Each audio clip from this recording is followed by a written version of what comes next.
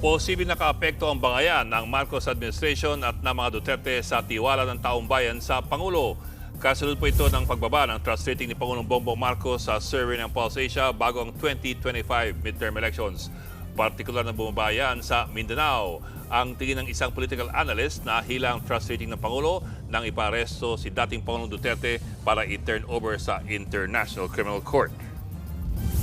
Mindanao will always be Duterte power block, whether we like it or not. Talagang hindi sila basta-basta matitinag dito sa Mindanao. Definitely may hirapan talaga, no, kahit na sinong politiko right now at this point in time to actually defeat the Dutertes or to put up even a good fight against the Dutertes, especially in Mindanao.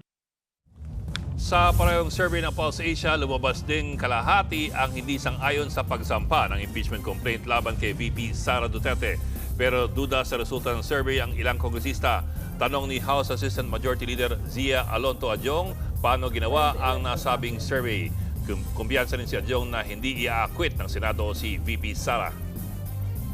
I'm optimistic that our senators would base their judgment on the merits of the evidences and the testimonies from both the prosecution team and the defense.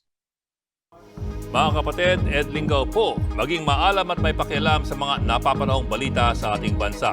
Para sa mas malalimang pagtalakay at paghimay sa mga issue at headlines, tumutok lamang at pag-subscribe sa social media pages ng News 5.